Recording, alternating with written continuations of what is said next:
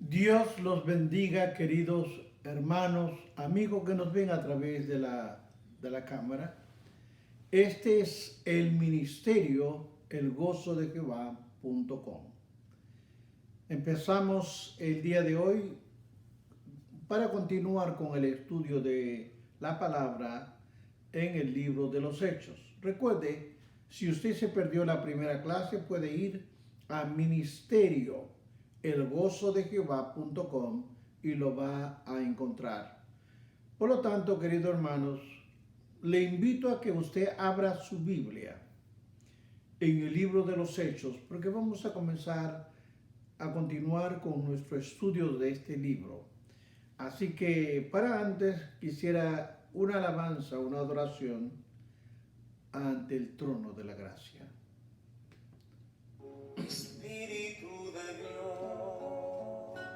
Espíritu de Dios, llena mi vida, Espíritu de Dios, llena habla a mis hermanos, alma, háblame a mí, Señor.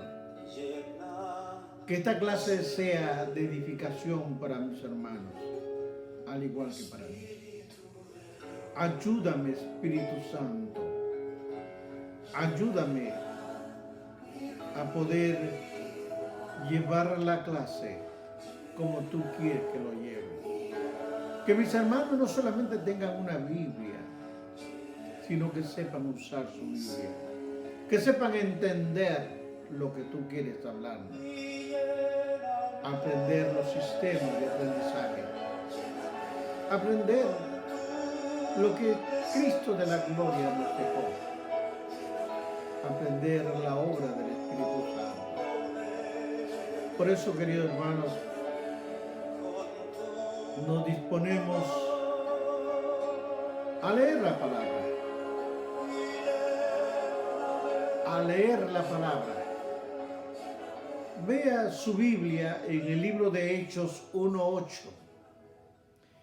Vea en su Biblia, la palabra la voy a leer a la gloria del Padre, del Hijo y del Espíritu Santo. Su santa palabra se lee así.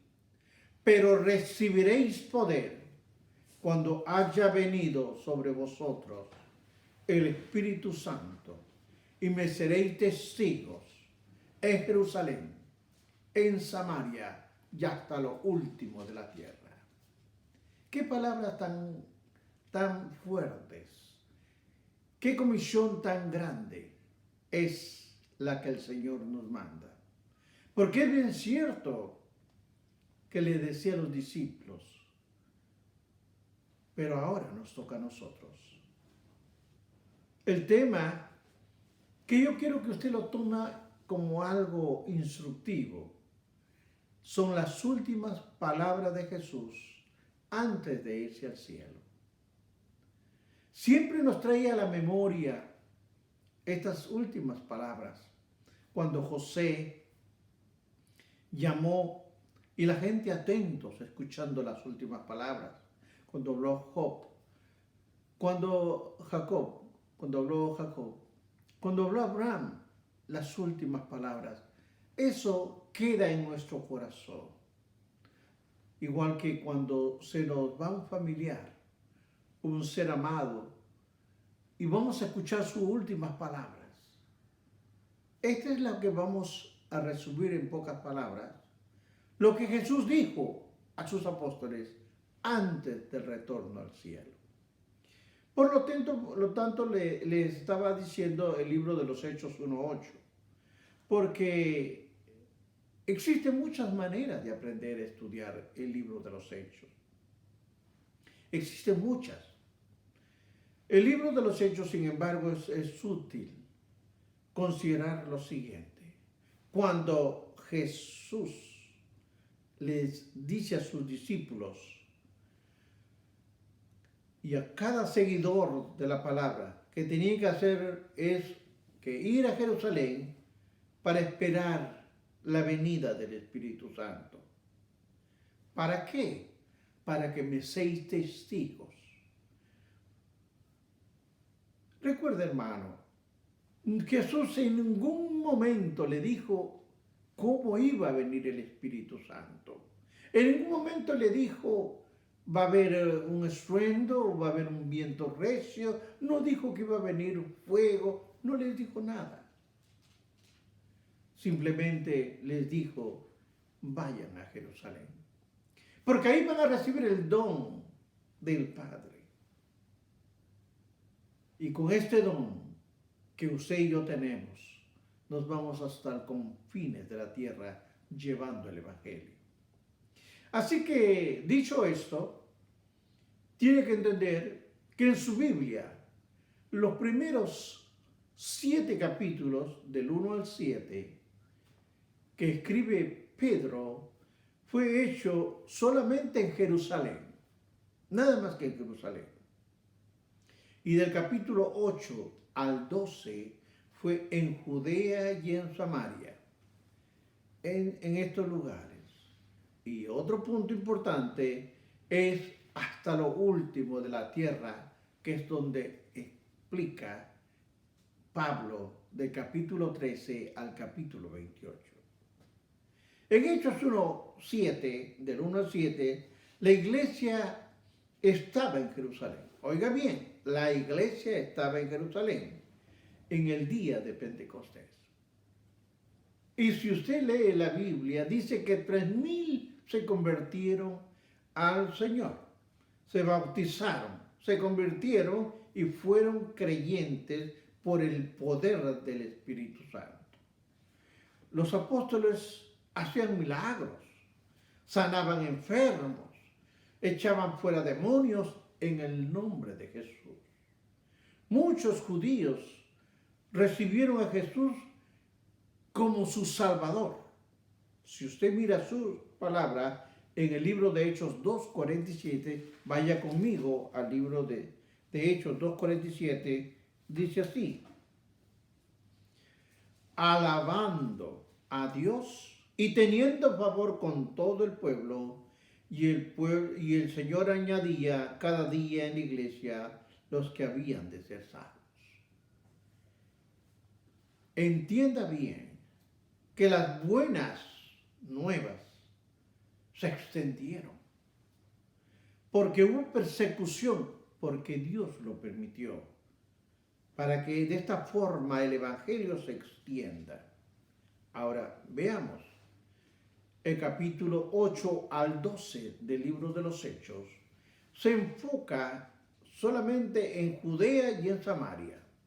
O sea que para su punto de referencia del 1 al 7 es solamente Jerusalén, para el pueblo de Jerusalén.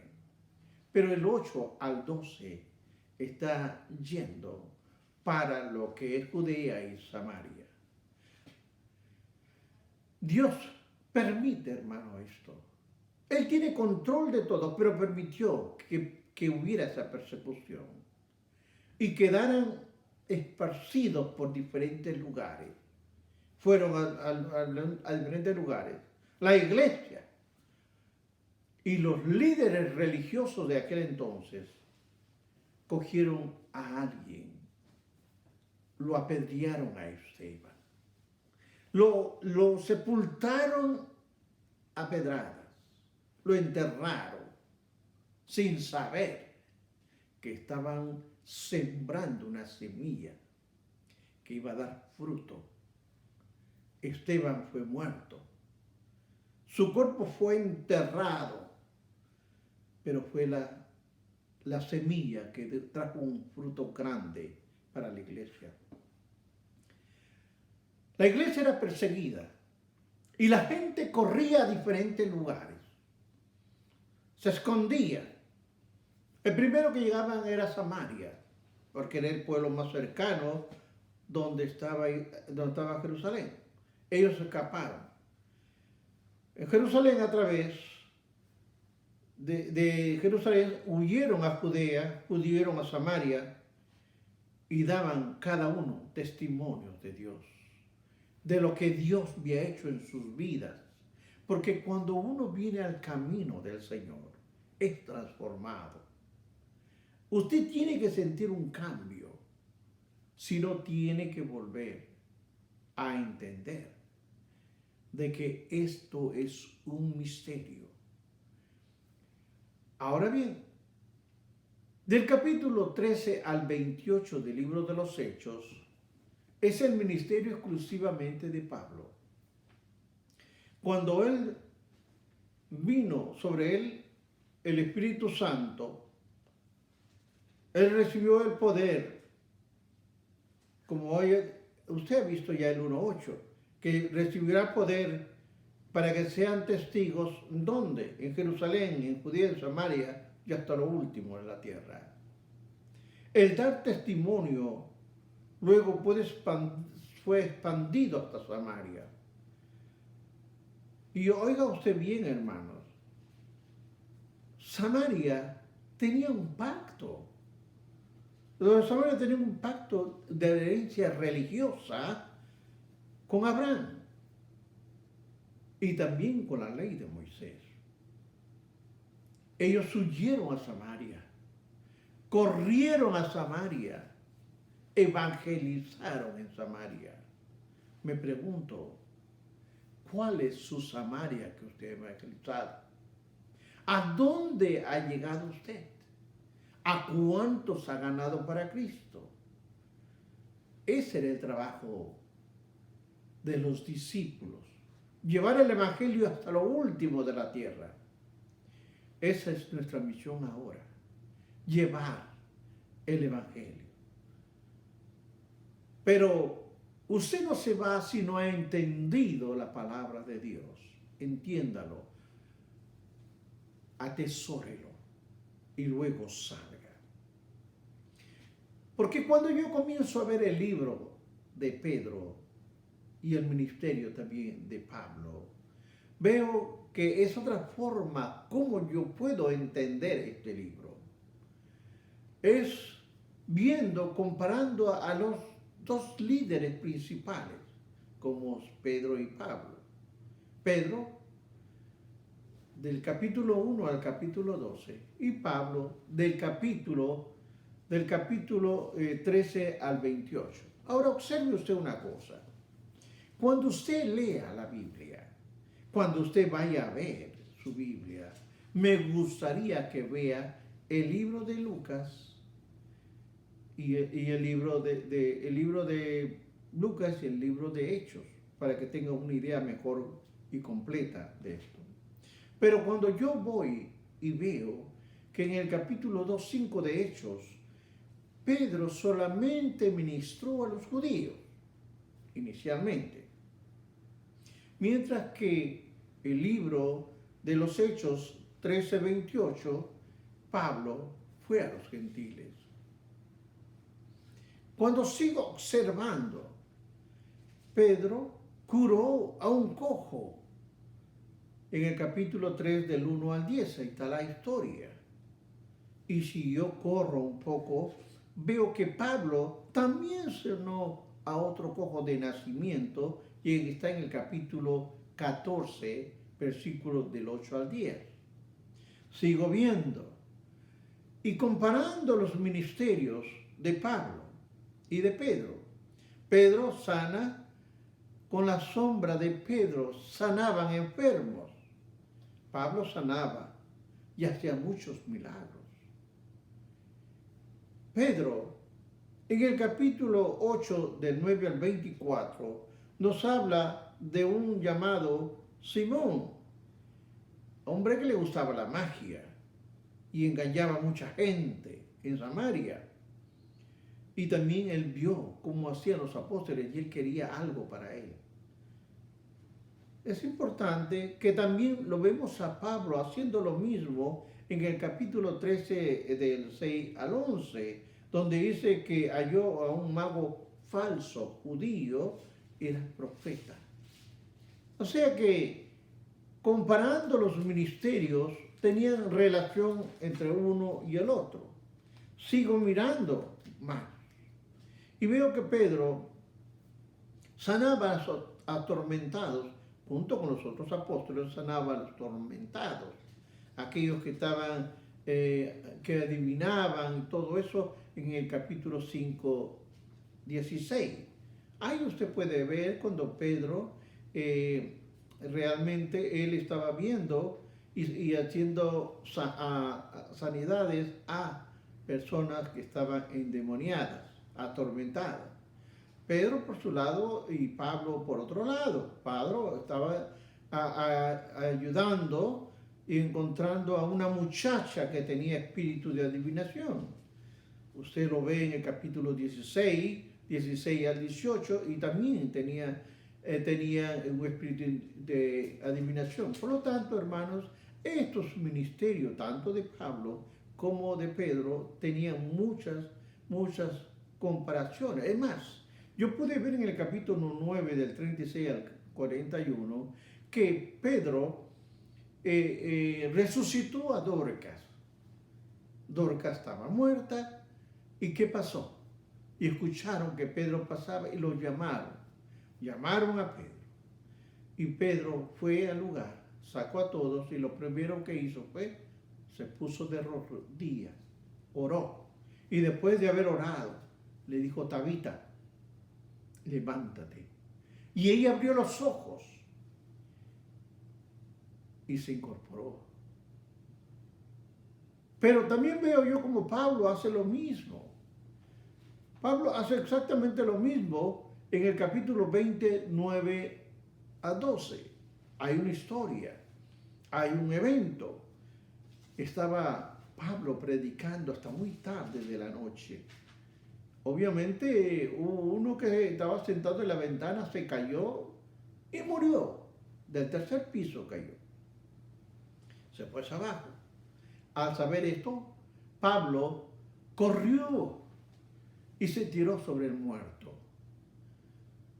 La palabra nos dice que él se echó sobre el muerto y abriéndole y hablándole le dijo: no os alarméis, pues está vivo.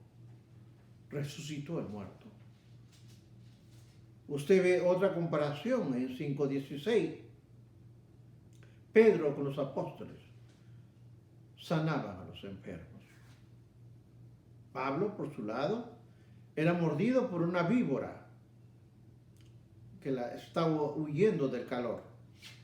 Y también en el capítulo 28 del 1 al 9 nos habla que la víbora fue lanzada en el fuego y Pablo no sufrió ningún daño. Ahora, esto es importante que usted lo entienda, querido hermano. Lucas empezó a escribir el libro de los Hechos cuando fue la ascensión de Jesús al cielo. Ahí, cuando él escribe esto, él estaba escuchando a otros que le dijeron las palabras finales de Jesús.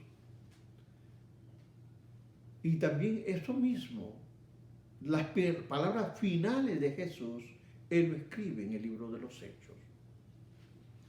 Él lo escribe en el libro de Lucas, el libro de Lucas termina cuando Jesús se va al cielo. Y en Hechos comienza diciendo desde que Jesús se fue al cielo.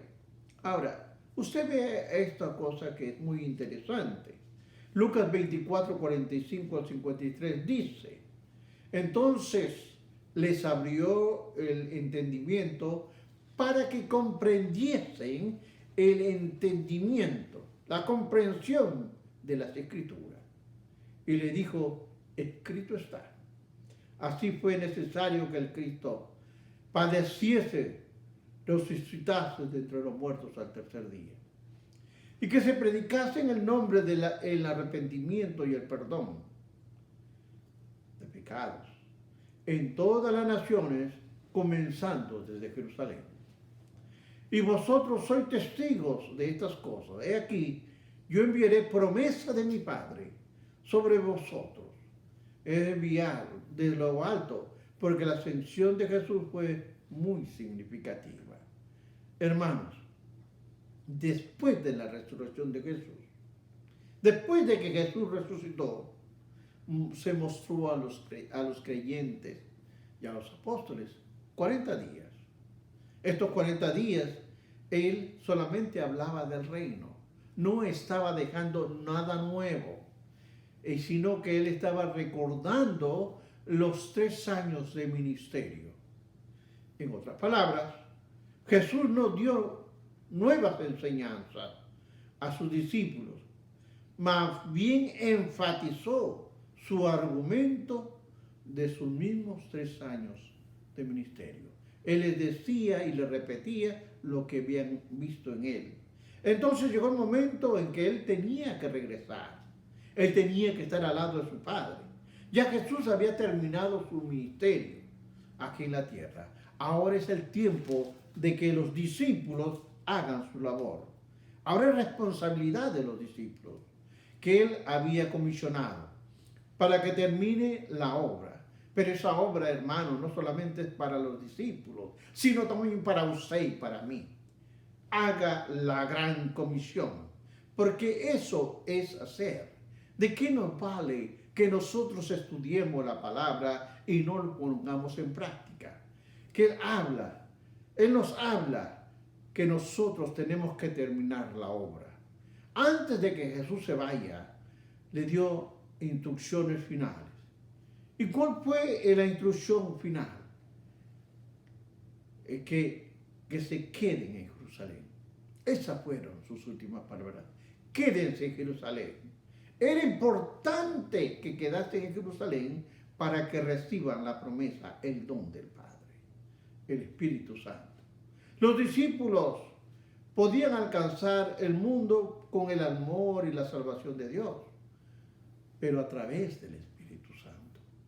El que no tiene al Espíritu Santo en su vida se está perdiendo lo mejor y se está perdiendo la salvación. Porque hay promesas de Dios. Hay promesas, el derramamiento del Espíritu Santo de Dios sobre cada creyente, por sencillo que sea, es de manera especial. Los discípulos sabían de esta promesa. Dios ya había hablado hacía 400 años por el profeta Joel. Ya había hablado. Escuche lo que dice Joel 2, capítulo 2, versículos 28 y 29. Y dijo: y después de esto derramaré mi espíritu sobre toda carne. O sea, no es después que Jesús se fue. Esta palabra, esta profecía ya existía. Por eso que tiene que investigar la palabra. Averigüe la palabra. Búsquela, cómela, digiérala, para que usted vea. Cuando dice: y mi espíritu se va a derramar sobre toda carne, y profetizarán vuestros hijos y vuestras hijas. Vuestros ancianos soñarán sueños y vuestros jóvenes verán visiones. Y también ¿sabe quién? Sobre los siervos y sobre las siervas derramaré mi espíritu en aquellos días. Era una promesa de Dios. Era una promesa, una advertencia. Pero quédate en Jerusalén. A través de Juan el Bautista nos hace una abertura. Hace una coyuntura donde va a venir a renovar la promesa que Dios había mencionado. Jesús nos habla. Y nos habla. Mateo 3:11 dice: yo a la verdad os bautizo en agua para el arrepentimiento, pero que viene tras mí, cuyo calzado yo no soy digno de llevar, es más poderoso que yo. Él os bautizará en Espíritu Santo y fuego. Jesús habla mucho sobre la venida del Espíritu Santo. Y nos dice, y nos habla en Juan 14, nos va a hablar muchas cosas, del 15 al 26. Si los discípulos hubieran entendido, querido hermano, si los discípulos hubieran entendido y hubieran puesto atención en las palabras de Jesús, no se hubieran quedado en la espera en el monte de los olivos. Jesús dijo en Juan 16:7, pero yo a la verdad os conviene que yo me vaya, porque si yo no me fuera, el Consolador no vendría a nosotros, mas si me fuere, os lo enviaré. Jesús dejó claro que había llegado el momento de la promesa. Había llegado el momento de su partida. Quédense en Jerusalén. Pero ¿esto qué implica? Un mandamiento. váyanse a Jerusalén. Es importante recordar Hechos 1:4, donde dice, y estando juntos, les mandó que no se fueran de Jerusalén, sino que esperasen la promesa del Padre, la cual oíste de mí. Jesús nos dice que esperásemos al Espíritu Santo. Eso es la voluntad de Dios, que cada uno de nosotros tengamos al Espíritu Santo. Cada uno. Solamente usted tiene que pedirlo y el Espíritu Santo viene a su vida. Pero antes, límpiese su amargura, su dolor, su desprecio, su descontento. Limpie, bote esas cosas del corazón. Sea una nueva criatura. Límpiese. Naturalmente, los discípulos necesitaban el poder del Espíritu Santo para poder cumplir la promesa, para seguir cumpliendo el trabajo que se les había encomendado. Solo no lo podían hacer, queridos hermanos. Solo no. Cuando Jesús se presentó la primera vez, y esto es importante que usted tome atención, luego, después de haberlo resucitado, Tomás se perdió. Se perdió, ¿sabe qué? Esa noche él se perdió de ver al Señor resucitado. Muchas veces nosotros nos perdemos bendiciones en la iglesia porque no vamos. Nos dicen hay servicio tantos días, solamente vamos los domingos, los otros días no. Hay bendiciones. Primero nos mandó. Quiere ser limpio. Quiere ser cada vez más limpio. Límpiese. Límpiese con la palabra, con la oración, con el ayuno. Límpiese. Tomás se perdió, como muchos de nosotros hemos perdido de ir a la iglesia. Tal vez diremos, hay un momento crítico que no podemos ir a la iglesia. Hermanos, la palabra está. Yo les traigo en clases semana a semana. Juan 20, 19 al 29 nos dice, cuando llegó la noche de aquel mismo día, el primero de la semana, estando las puertas cerradas en el lugar donde los discípulos estaban reunidos por miedo de los judíos, vino Jesús y puesto en medio les dijo, paz a vosotros.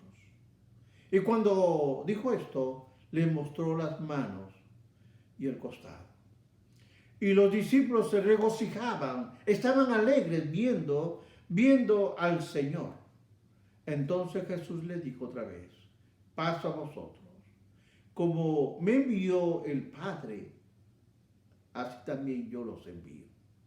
Jesús fue enviado por el Padre. Jesús nos dejó su palabra. Jesús nos dejó la verdad, porque Él es la verdad. Él es la palabra. Nos la dejó. ¿Y qué dijo? La ha dejado a cada uno de nosotros. Y cada uno de nosotros, teniendo la verdad, tenemos que llevar también la buena nueva de salvación a todos los hermanos que nos ven, a muchos familiares que no sirven a Cristo, que no quieren saber de la palabra. Ore por ellos. Si no quiere ir, ore por cada uno de ellos. Dice, por eso Jesús le dijo, así yo también los envío. Y habiendo dicho esto, sopló y les dijo, recibid el Espíritu Santo. Hermano, esto es importante. No solamente tuvo que esperar el Espíritu Santo que venga en el aposento alto, sino que acá Jesús lo sopló y dijo, recibid el Espíritu Santo. A los que son remitiereis los pecados, a quienes remitir los pecados, les son remitidos. Y los que estuviereis y que los retuviereis, les son retenidos. Si usted se va hasta el versículo 26, 8 días después, estaba otra vez sus discípulos dentro y con ellos estaba ahora sí Tomás. Llegó Jesús, estando las puertas cerradas, se puso en medio y le dijo, paz a vosotros. Luego dijo a Tomás, Y esta es la parte que me gusta. Y le dijo a Tomás, pon aquí tu dedo y mira mis manos y mete tu mano y métele en mi costado y no seas incrédulo, sino creyente. Entonces Tomás respondió y le dijo, Señor mío, Dios mío. Y Jesús le dice, porque me has visto, Tomás, creíste. Bienaventurados los que no vieron y creyeron.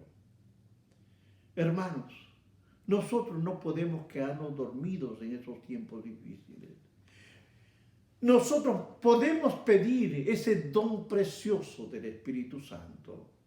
El mejor don que una persona puede recibir es la salvación, pero también es ser lleno del Espíritu Santo. Lucas nos habla de relación profunda con Dios. Por eso, hermanos, el hecho de que usted vaya a una iglesia no le da a usted ninguna garantía que usted se va para el cielo el día que se muera.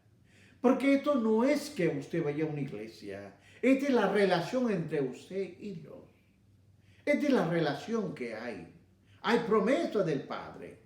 Porque Él nos ha dicho, aquí yo enviaré promesa de mi Padre para vosotros. Pero quedaos vosotros en la ciudad de Jerusalén, hasta que seas investido del poder de lo alto. Le repito, hermano, con su fuerza no hace nada. Póngase de rodillas, ore, lea la palabra y ayune. Busque la presencia de Dios. Pida el bautismo del Espíritu Santo. Entonces entenderá la promesa del Espíritu Santo que nos habla Hechos 2:33.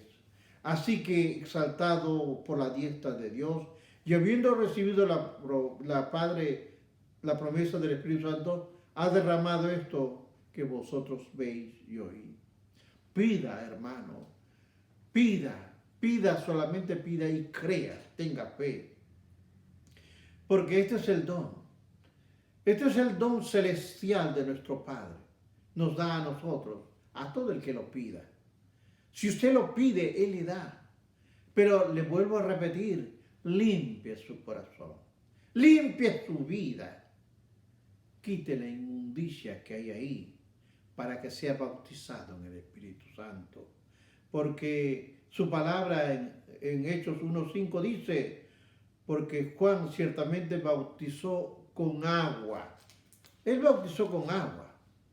Vosotros seréis bautizados con el Espíritu Santo dentro de no muchos días.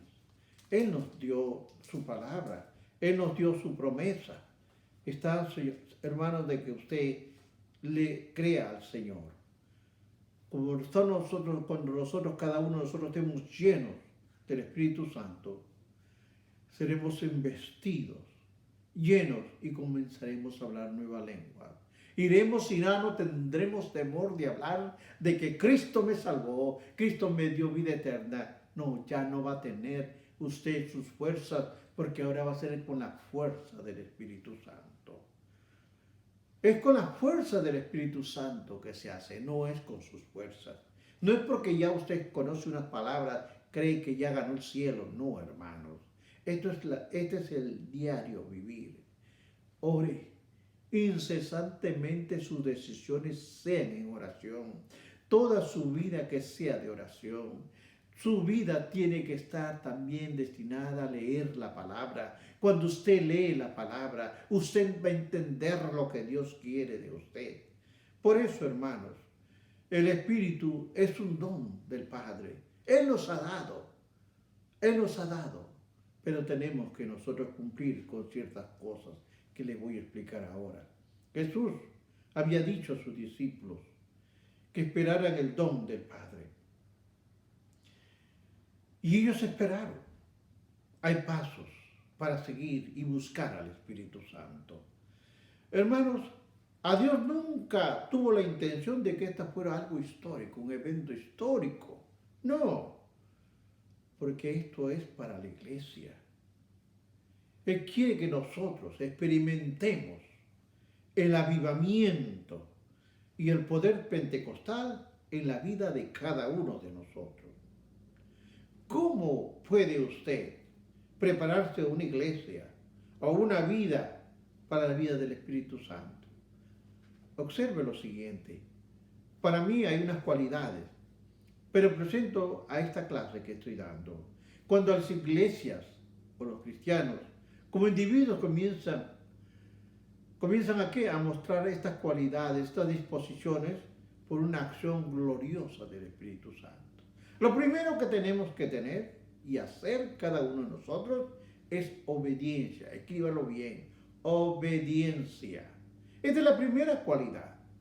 Los discípulos obedecieron a Jesús. Cuando se les mandó a que se fueran a Jerusalén, ellos se fueron a esperar. Ellos fueron obedientes. Muchas veces a nosotros dice, lee la palabra y no la leemos. Vamos a la iglesia, tampoco quiere. Y el Señor dice, obediencia. ¿Quieres al Espíritu Santo? Tienes que ser obediente. Lucas 17, del 11 al 14 dice, yendo Jesús a Jerusalén, pasaba entre Samaria y Galilea. Y entrar en una aldea le salieron al encuentro 10 hombres leprosos, los cuales se pararon de lejos y alzando la voz, o sea, gritando, dijeron, Jesús Maestro, ten misericordia de nosotros. Cuando él los vio, o sea, Jesús le dijo, id y mostraba al sacerdote. Y aconteció que mientras iban, fueron limpiados. ¿Qué pasó? Fue la obediencia. Los leprosos, sabemos nosotros y hasta una alabanza tenemos, que fueron 10 leprosos. Los 10 se sanaron, pero uno nomás regresó agradecido. ¿Desea usted ser lleno del Espíritu Santo? Tenga la obediencia. Y la obediencia comienza orando. Porque todo comienza en la oración. Si una persona no ora, no espere al Espíritu Santo. Hermano, este es tiempo difícil. Tiempo en que Cristo vendrá por su iglesia. ¿Y usted a dónde irá? ¿Se ha preguntado cuál va a ser su tiempo final? Porque hay 2, cielo e infierno. Este es el tiempo en que usted tiene que aprender no solamente a ser obediente, porque uno es obediente, es verdad. Así como los leprosos, cuando Jesús le dijo, váyanse y muéstrense al sacerdote, ellos fueron. Pero a medida que fueron yendo, en el camino se fueron sanando. Eso es lo que hace la obediencia. Si el Señor te manda a orar, ve a orar. Esa es la parte principal. Segundo, hermano, desea que usted tenga el Espíritu Santo. Dios le da el Espíritu Santo, pero tenga en cuenta lo siguiente. Usted ande en unidad. Los apóstoles estaban unidos.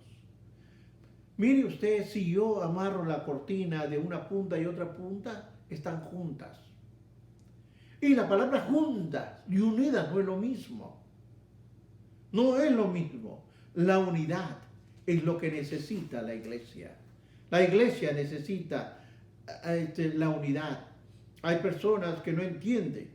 Hay gente que puede estar junta, pero no en unión. Yo puedo estar junto con otra persona, pero no estamos unidos espiritualmente. Hechos 2:1 dice, cuando llegó el día de Pentecostés, todos estaban unánimes juntos. Todos estaban juntos. No estaba uno por allá. ¿Y qué estaban haciendo? Orando. Todos estaban orando. La obediencia de los discípulos de Jesús los lleva a una forma natural, a un estado de unidad. Esta unidad toma tiempo para desarrollarse. Es un reto para la iglesia de hoy. A veces estamos en iglesias, pero vamos a ver las cosas de los demás y no vemos lo que Cristo tiene para nosotros. Volverse un cuerpo unificado de creyentes toma un gran tiempo. Eso no se hace de la noche a la mañana, pero juntos oyendo la palabra de Dios, juntos trabajando, juntos en todo momento, Se refiere a un nivel de participación para poder lograr una calidez y una comunión que se vuelva en terreno fértil de crecimiento y avivamiento. Cuando usted va a la iglesia y se unen en oración, cuando usted va a la iglesia y van a ayunar, cuando usted va a la iglesia en comunión uno con otro, usted será lleno de la presencia de Dios, pero limpie primero su corazón. El punto y base principal de todo es la oración. La oración es la vida de la iglesia. Si usted no ora, usted no es la iglesia. Porque la vida de la iglesia es la oración. En todo tiempo. Hermanos, se lo estoy diciendo. La vida cristiana y la iglesia no pueden basarse en ciertos programas de damas de caballeros. No, hermanos. No. Nuestro programa tiene que ser ayuno, oración y palabra. A través de la oración, un creyente se somete al Señor y depende de la voluntad de Él. Lucas dice que los creyentes estaban orando constantemente, y eso es lo que tenemos que hacer. ¿Quiere ser lleno del Espíritu Santo? ¿Quiere vivir una vida de santidad? Llénese de la presencia de Dios. Tu palabra nos dice, todos estos perseveraron unidos, unánimes en oración y ruego. Tanto estaba ahí los apóstoles como también estaban mujeres. Y entre estas mujeres estaba María de Jesús y sus hermanos de Jesús estaban ahí. Ellos vivían en una actitud de oración. Este es el punto de nuestra partida, la actividad de oración. Orar constantemente, ese debe ser nuestro estilo de vida para todos. Segundo punto es recordar. El Señor nos dio instrucciones para el reemplazo de Judas. Jesús no dijo, van a hacer esto, van a hacer lo otro. No, Jesús no dijo, pero tomaba los discípulos la primera decisión. Cuando usted ve el 1:16, de hecho, dice, varones hermanos, era necesario que se cumpliese la escritura en que el Espíritu Santo habló por la boca de David acerca de Judas. Observe usted. Ellos no tomaron decisión a lo loco.